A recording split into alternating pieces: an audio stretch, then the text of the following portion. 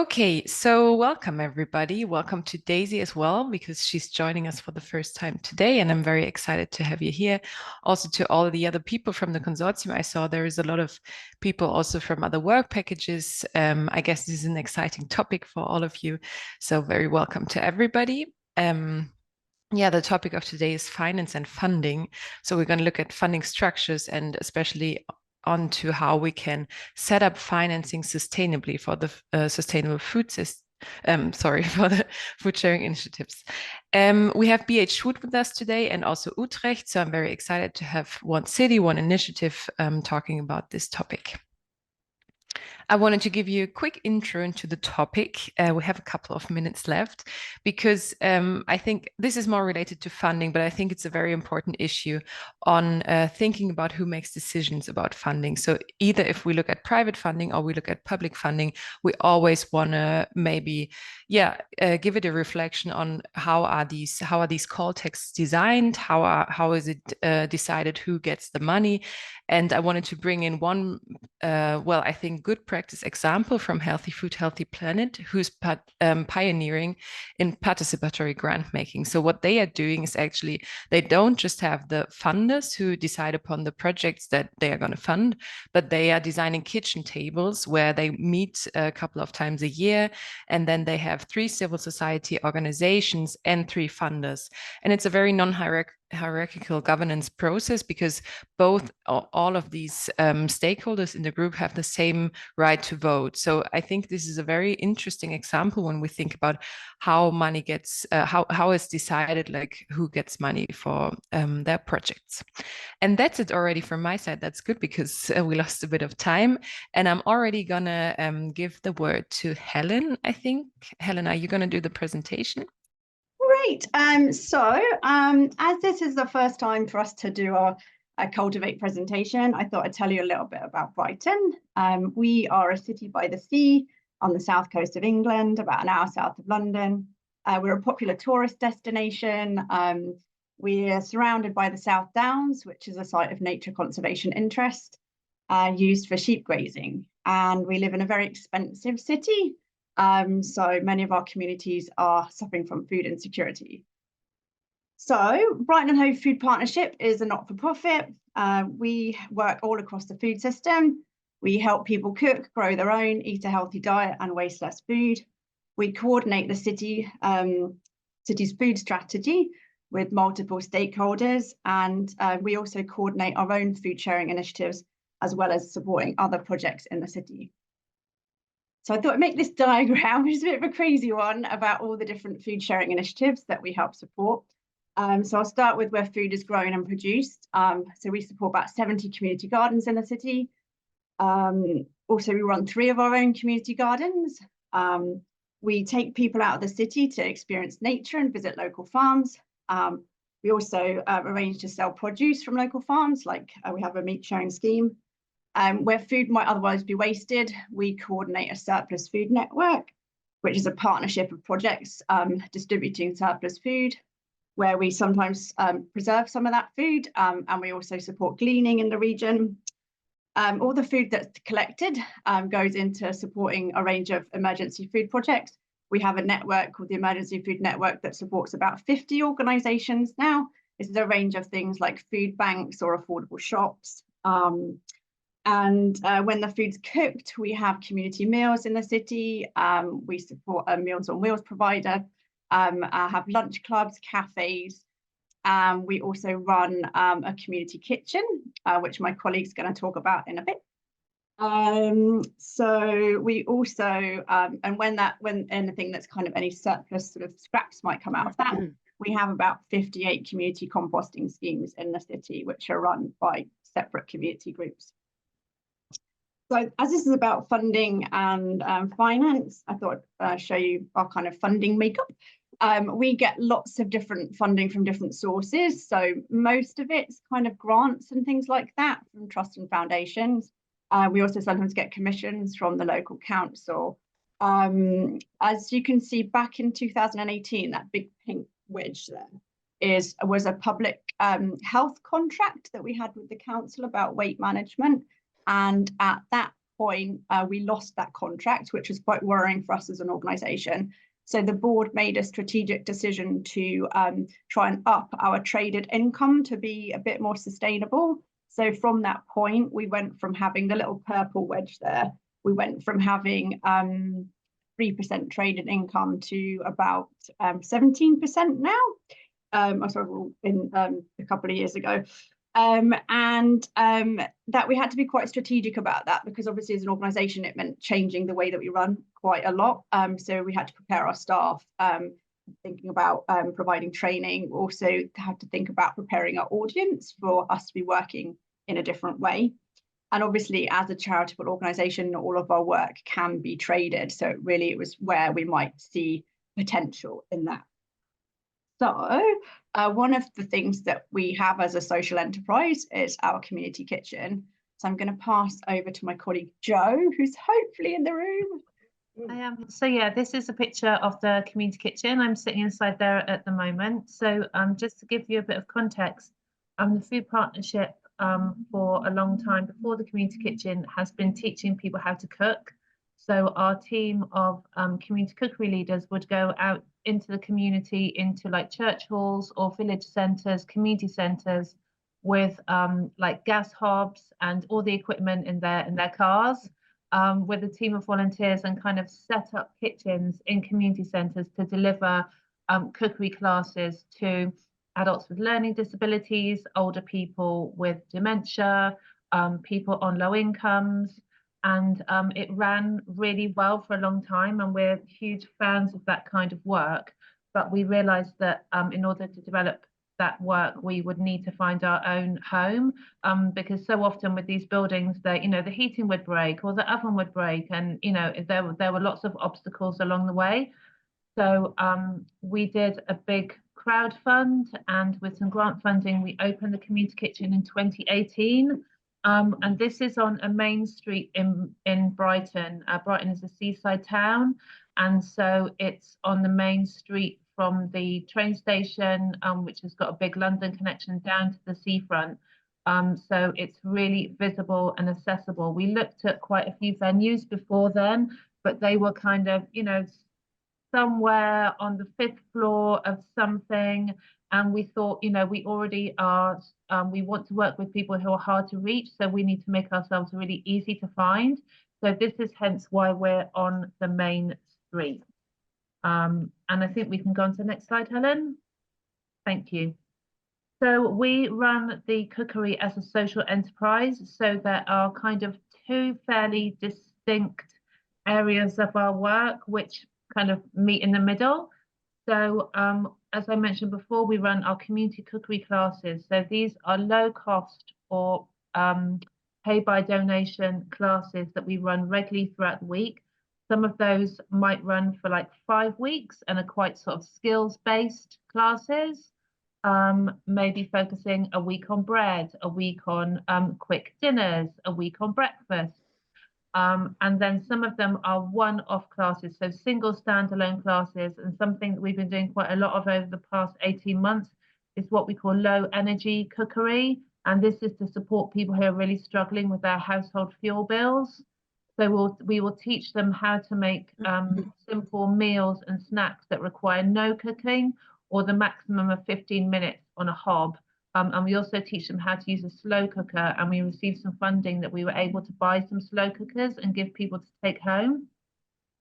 So that's our community side. And to run the kitchen, we need to raise an income, because running a building is incredibly expensive in terms of staff, keeping it clean, keeping all the equipment up to date, things break. So we need to raise an income, and for that we run our commercial classes, and they are classes with local chefs, cooks, food experts, where people will pay between 50 to 65 pounds. I think that's probably, give or take, similar in euros, to come along and do a 3-hour class where people will cook together and then all eat together. I think what's really important for me to say is that although there is a distinction between these two work areas, We try to mirror them as much as possible, so that whether you're coming in and having a free class or you're paying £65 to work with a chef who's been on the television, the quality of experience and the quality of food and the quality of equipment should be the same for everybody. And that's something that we really kind of, hone in on. And some of our chefs will cook across the community and the commercial classes. The kitchen as a venue is also available for hire. So people can hire the kitchen to run their own events. And again, we have a sliding scale for that. So whether you are a small charity, large charity, small business, large business, there are different pay levels to hire the kitchen. I think that's fine for that bit, Helen. So what I would say is, balance-wise, we probably about a third of our time is spent with community classes, a third with commercial classes, and a third with hires and parties. And also behind all of these activities, there are quite a lot of systems. So obviously it all has to go on our website. We have a booking system, so a ticketing system behind that. We also have a whole application process for our community classes. We're supported with about 40 to 50 volunteers. So for every single class that we run, we have one cookery leader and at least 3 volunteers who will support all the participants, who will get all the equipment out, they'll help set up all the food, and most importantly, they'll do all the washing up and the cleaning up at the end. So we have a whole online system for managing our volunteers, an online payment system. So again, just to kind of say that out loud, because all of these systems cost money, they also enable us it saves us time. So they're really worth the investment. And there's just some stats on the left-hand side of this slide. Since we opened, we were closed for 18 months while during lockdown. We've shared over 15,000 meals at our communal dining table. The dining table is really the heart of the kitchen. That's one of the most important places in the kitchen. That's where the magic happens, where after people have cooked and we all sit down and have a chat and share our stories. We've run over 1,000 of our community cookery sessions, and we've also taught over 1,000 young people from local schools, and through free holiday cookery sessions for families. And just final slide from me about our reflections is the income generation side is really, really important to us, but we also need to realize that we're competing for people's leisure time and the money that they have to spend on leisure. So for example, we have a big festival in May, a big arts festival in Brighton. So we've now learned we don't really put on classes in May because we're just competing with too many other activities, and we'd have to cancel them. We really, really make sure that our commercial customers who are paying to come to our classes really understand our community model, so that they know what their money is being invested in. And we're really take time to tell that story. I've already said it's really important to us that everybody, has the same quality of experience. When I started doing this job in the kitchen 5 years ago, previously I'd worked more alongside Helen in our gardening projects, and we were very used to grant funding and never asking people for money. So it was a massive shift in the organisation, and also for me personally to go, okay, this costs £65 or the equivalent in euros or any other currencies that people might be familiar with. So that's something that we really had to learn and develop confidence in. And I've had some marketing training and sales training, and we share that amongst the team, because now understanding the true cost of what things actually cost in terms of fuel and staff time, making sure that our cleaner that comes from an external cleaning company is paid a decent wage, all those factors put together, I know how much everything costs. So I feel like I can really confidently go out and sell what we have as a really high quality product which also has all our organizational ethical standards behind it. I think that's probably enough, Helen. Yeah, just to add to that, that we're kind of using the same model that we developed with the community kitchen in our other venues now. We have a kind of 6-acre space, kind of garden space that we hire out the kind of venues within that. There's a range of different venues, and we're working on a new community venue with a rewilding project on the outside of the city at the moment. So yeah, I'm going to talk about some projects that we don't actually run, but they are happening in the city that I think we've got an interesting funding model. These are called affordable food projects, and they call themselves like community shops or pantries or markets, a range of different names, but they've all got a fairly similar model, which is that people pay a membership fee on a weekly basis, and for that fee they might get back way more food than that money would usually pay for.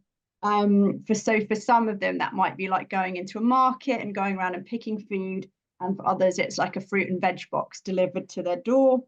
But the main aim of these projects is for people experiencing food insecurity that's long term, that's not really going away, so that they've got access to cheaper, healthy food week by week. So it's not just crisis support like you get with food banks.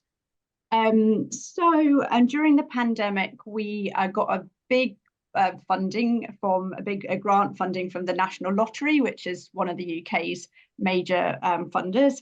And that was to help set up 9 affordable food projects in the city. And as part of that, we got little bits of seed funding for each of them. So we paid them a few £1,000s each out of that grant to buy basic equipment like shelves and things like that. And then we helped them secure extra funding. So, for example, one of them started working with the local council, and they got funding from the council to set up one of the markets in a council-run children's centre. And another one was working managed to get funding from a local housing association because their beneficiaries were residents of that housing association.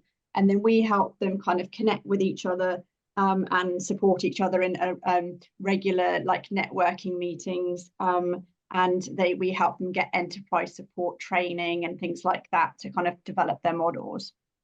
So most of them have a fairly similar model, which is that people pay a weekly membership fee ranging from about £3.50 to around £8.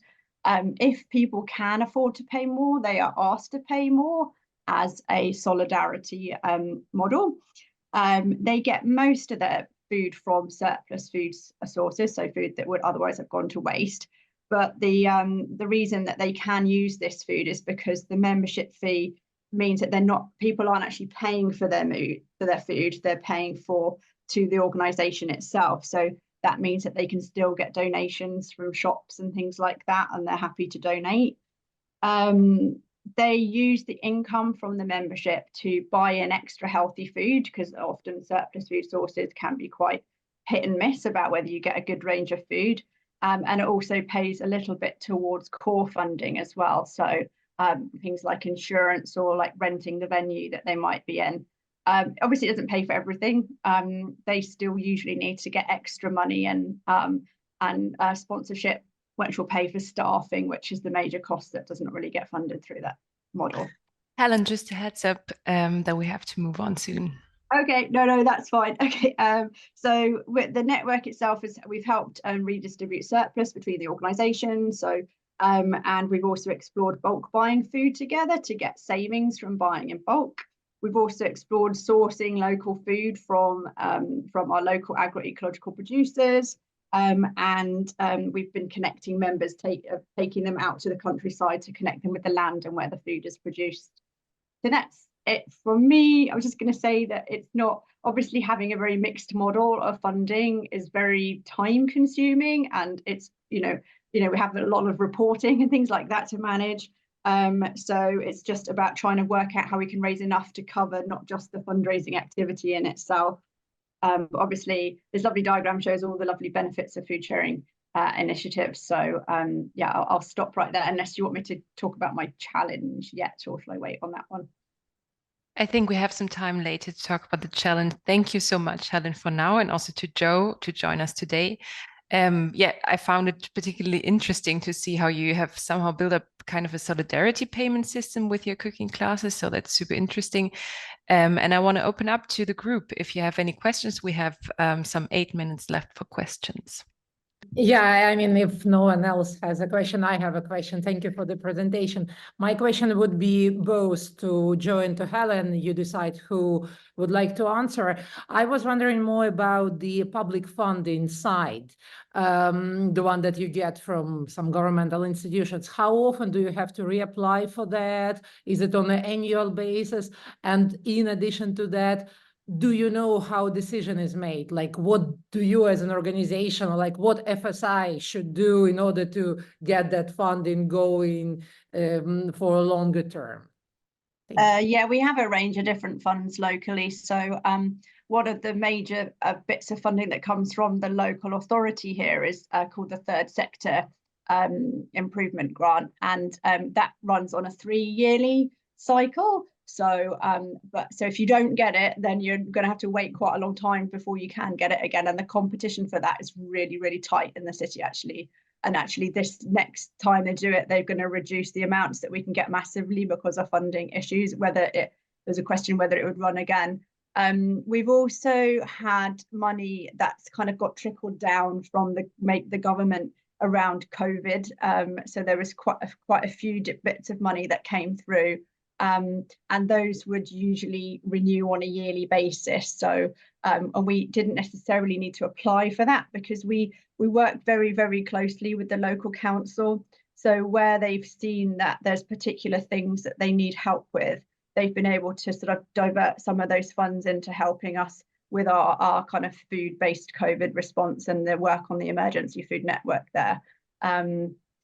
Yeah, and then there's other commissions that become available, and you can apply to them. But it's very difficult because what I would say is that because we're a large organization. I mean, when I say large, I mean we're probably only 20 employees, but we're a lot larger than like other food sharing initiatives in the city.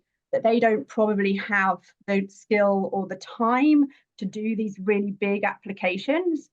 So when we do some of our networks, I didn't talk about the Green Wellbeing Alliance, for example, that we apply on their behalf.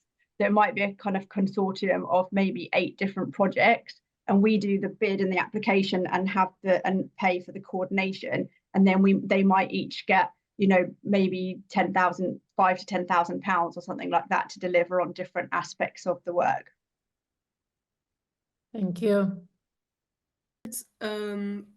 Like with the upcoming inflation, if there is, if you're able to keep up with maybe the demand for food in a sense. I mean, the simple answer to that is no. Actually, we're all really, really worried about that at the moment because we have, in terms of the UK, there's some major cuts coming into the cost of living payments that went out to individuals. And we are seeing still seeing an increase of people needing help with their everyday bills and things like that. So we are worried about some of the projects as well that are supporting them, about how they can continue to constantly need to fundraise for donations or get donations in to supply the ever increasing amount of people that they see. So we're all pretty worried about that. I do have one question because I was wondering, you said something about the cooks and the cleaning staff and all these people. And I was just wondering, because on the one hand, you're this like social organization and have I mean, you have a bit of a goal in this social means, but then at the same time, you want to be efficient. So how about how do you design wages and what's your thoughts behind that? So I gave it this one, Helen. So in terms of our community cooks, they are food partnership employees, so they kind of sit on a pay scale as like someone who delivers a project, as maybe one of our community gardeners would. Then we use a lot of freelancers, And for the commercial classes, it will kind of depend on their own profile, because as I said, you know, we're selling tickets for these. So we know that if we can sell a higher ticket price, that person can do a lot of advertising for us because they're part of a local, very popular local restaurant, or they have a very good profile on Instagram. And, you know, we know that we can sell their tickets at a higher price, then obviously their day rate is going to be higher. And then there's some other people where, you know, they're kind of starting out a little bit and they're building their profile. So we're kind of road testing them a little bit more. And we also have some chefs and cooks who will do fundraisers for us. So they will like donate their time. And we always offer to pay for ingredients, but some of them will donate the ingredients as well. And there's a local fish supplier who's very generous with donating fish for our fish classes. So, you know, there we're kind of really lucky to have that support. There's somebody he's a cheese journalist, and he travels, he's a British guy, and he travels around the world writing about cheese. And he is personal friends with someone from a local vineyard. So, you know, once a year, they'll do a big fundraiser, cheese and wine fundraiser for us at Christmas, that usually raises about £1,000 for us. You know, that means that we can, we bought like a whole new set of dining chairs one year. You know, another year we bought like loads of NutriBullets. So we're involved in that sort of enterprise as well. As far as the cleaners, we just got like a really decent local cleaning company that use eco products that pay above the minimum wage. So we're kind of looking at people's ethical standards when they're employing people. Okay, cool. Thanks so much. I would have one more minute, but I don't see any more questions. And also you can discuss with Joe and Helen in the breakout session later. So I would pass it on now to Imara. Good morning, everyone. Thank you for having us. For us, it's also the first time that we will be presenting in our community. So I also thought maybe it's nice to have a first quick introduction from our side. Let's go to the next slide, Johanna.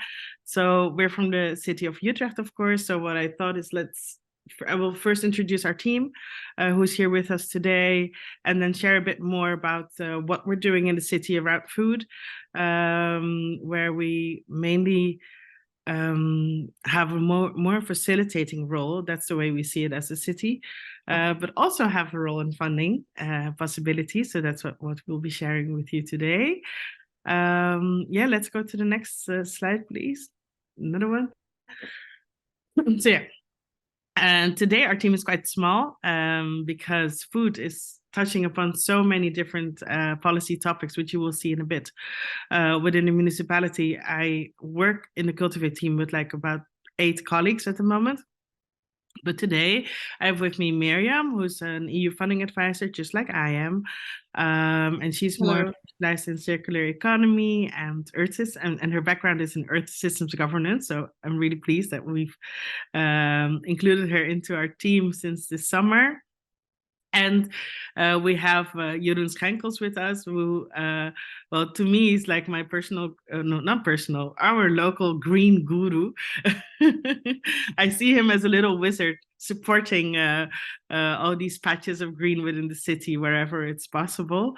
And he's been a senior advisor on urban planning with a really special attention also on community gardens and public green spaces. He's with us today, so I will be sharing my presentation, which will be, I think, quite simple. I will definitely not be able to touch upon everything that the city does and all the possibilities that are there, but we will give you a hint and a taste of it. And afterwards, you can ask all your questions, and then I also have my team of Jeroen and Miriam with me who will be able to support. All right, so next slide, Johanna. Thank you. So Utrecht is the 4th largest city of the country. Next slide again. And we are based right in the middle. And what you can see now, oh my God, my throat is getting bright. Oh. What you can see here right in the middle is the region. So the city is even smaller, also a bit placed in the middle, but I like to say that it's located in the heart of the Netherlands. We have approximately 368,000 inhabitants. in May. We are looking forward to host the General Assembly, so we're looking forward to welcome you there. And what might also be of interest for you is that we will be hosting the Future Green Cities World Congress in September 2024. I included the link in the presentation, so if afterwards we can share the presentation, you can actually check out more information. It might be interesting for some of your organizations. All right, let's go to the next slide. In Utrecht, all our policies try to contribute to healthy urban living for everyone. That means that we really, while we are growing and expanding, we really make sure that we balance, that we strike a right balance between housing and nature. We want to keep the city as healthy as possible and as accessible as possible. So that means that we invest a lot in biking lanes. And well, I think Utrecht has been one of the cities where I think we've had the first biking traffic jam because a lot of our inhabitants cycle in Utrecht. But also we just want to make sure that you can participate in society in all ways possible, wherever you want to participate in. And we invest in resilience and equal opportunities. And what's also special, I think, for Utrecht is that since past year, our city council has also decided that to foster equal opportunities, that means we will be investing unequally in certain neighborhoods or to really support certain more vulnerable citizens. So this is a new way of investing for us as a city. And we invest in care for all. Yeah. I'll stick to that one for now. And for more information, you can also click the link on healthy urban living in Utrecht.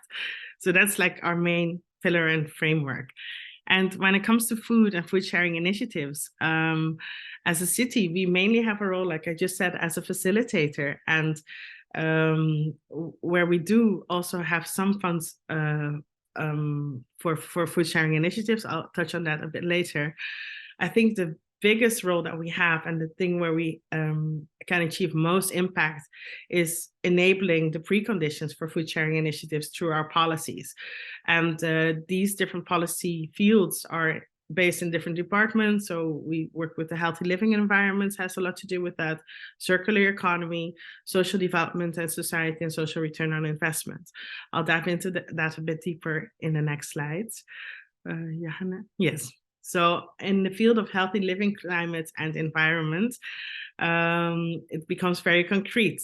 The municipality supports unlocking of public green spaces wherever it's possible. Sometimes this is also really a bottom-up initiative from citizens. We're really committed to increase the biodiversity in our city, and we do this by, for example, collaborating in these pavement shedding activities. It's called tegelwippen. It's like you take away the pavement and then you make it green. And also we invest in tree mirrors. I've been trying to Google it and find the right translation for that in English. I couldn't find it, but well, actually, you can see a picture of it here. And if you want to know more about it, we have Jeroen for your questions after my presentation.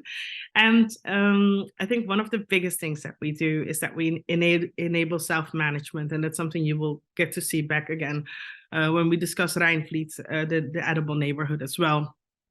So we really try to foster and enable self-management throughout the city and to enable citizens to connect with nature and to manage it themselves. In terms of funding and finance from this department, there's a lot that they do in creating a sharing platform. It's called Buurtnatuur 030, where we really connect all different food sharing initiatives together.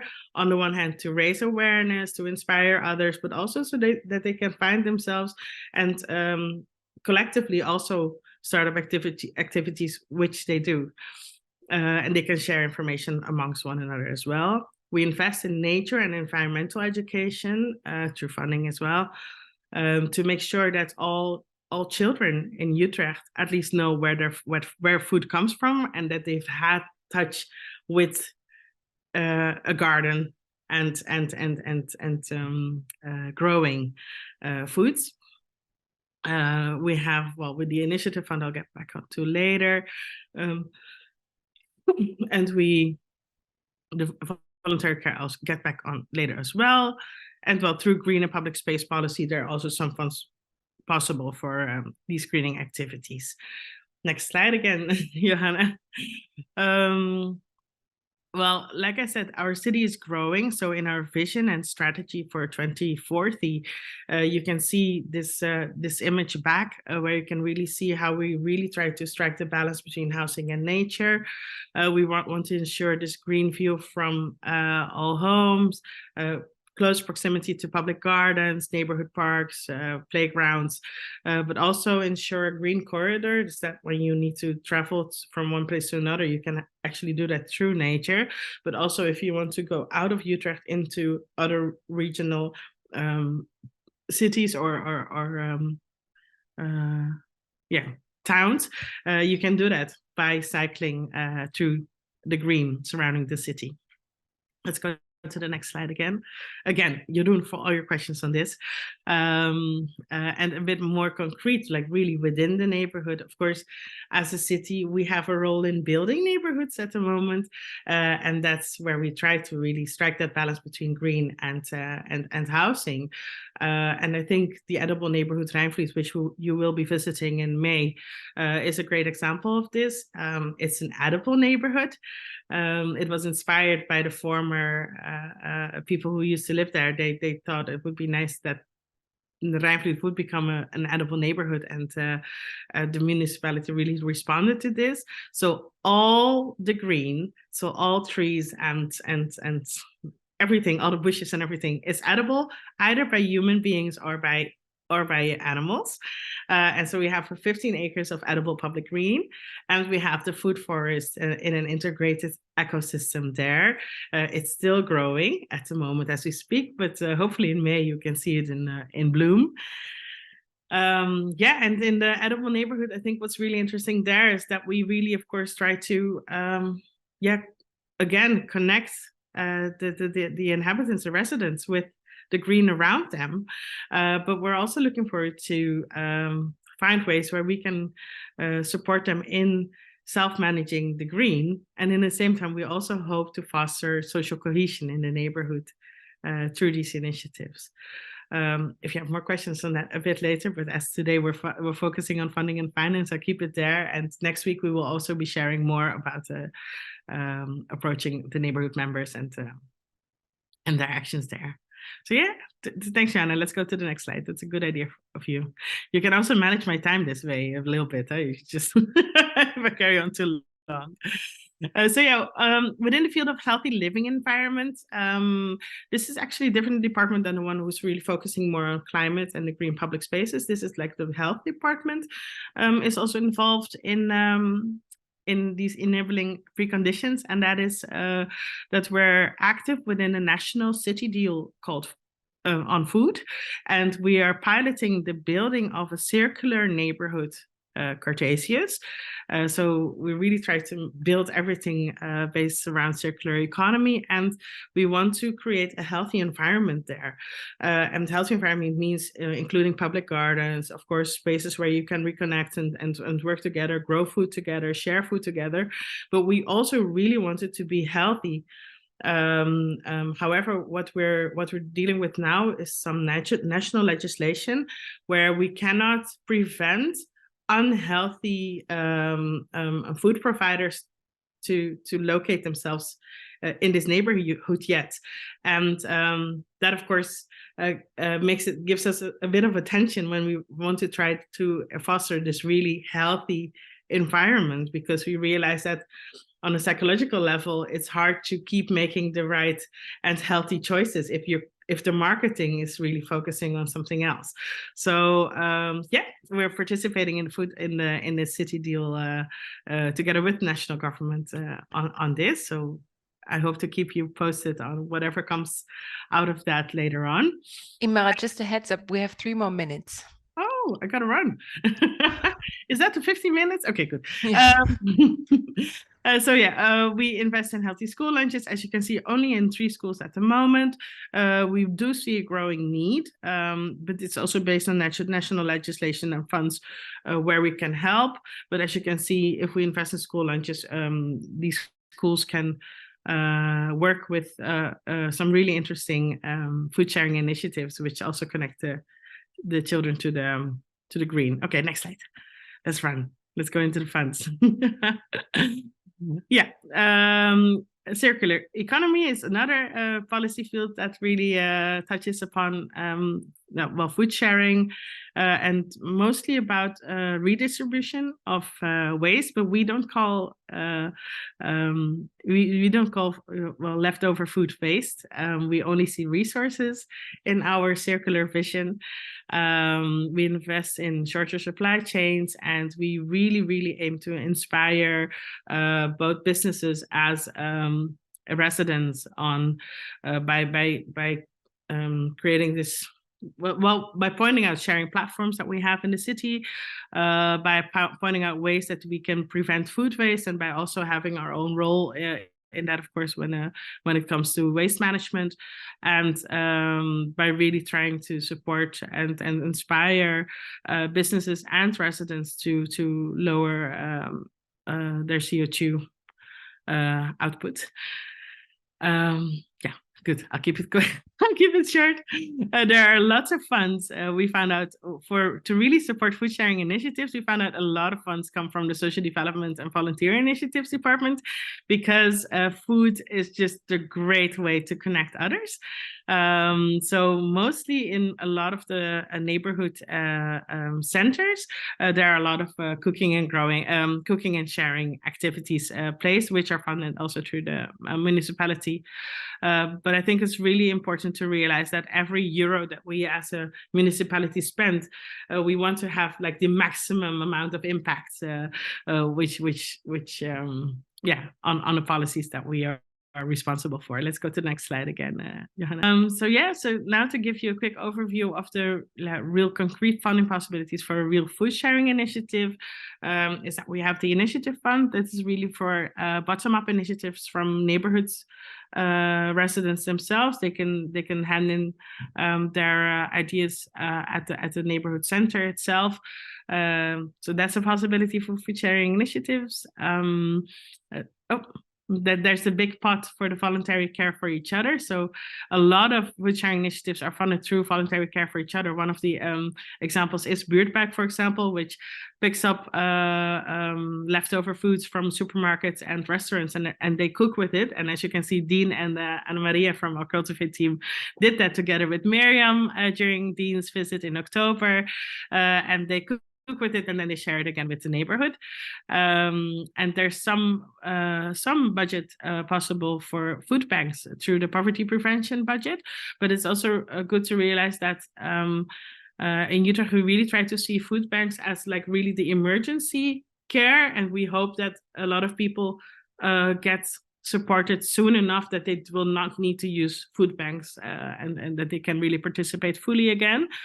And there's also the European regional funds, which allow possibilities for funding when small business companies, for example, really try to do something around circular economy and the green transition, and if they can contribute to this, that also gives them an extra green link.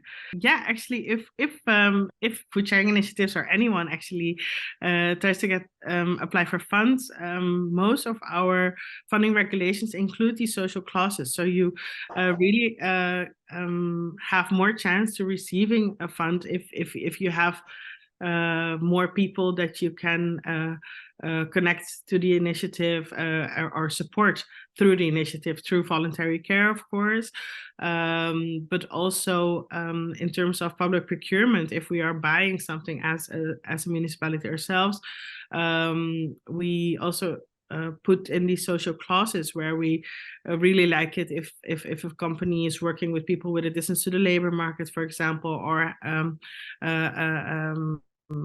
has a contribution to the green transition or CO2 reduction, for example. And we ourselves also try to practice what we preach. So our company, a restaurant, for example, is completely no waste and also works with people with a distance to the labor market. So sometimes I have to as for my cappuccino in sign language, for example. But it's a really nice way to really show also, lead the way also to other organizations in the city that it's possible. So if nobody has a question, maybe also for the big round, I think it's interesting to look at maybe this food forest neighborhood, which is like part of the Cultivate project. And maybe you could just say some quick sentences about like how is finance set up for this initiative? Yeah. Jeroen, could you maybe do that? Yeah. The finance for this edible neighborhood is from the building money. So we built houses, and then it was integrated in the plan.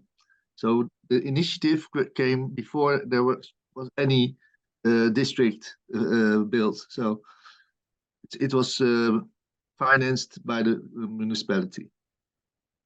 Okay, great. Thank you. I think this is a great takeaway, just to think about as a city how we can, write into some building plans, also like community gardens and this kind of stuff. I think it's a bit underrepresented in planning at the moment, like this urban garden stuff or greening. But that sounds really cool. I think we can discuss it a bit more in the breakout rooms. And I'm taking this opportunity because I don't see any more questions. Or is there any urgent one? No, I don't see any. So let's move on. And I would like to ask, I'm going to stop sharing first. And I would like to ask the, people who are not from the FSIs basically to leave the room now. Thank you very much for being here today. Thank you for this great webinar.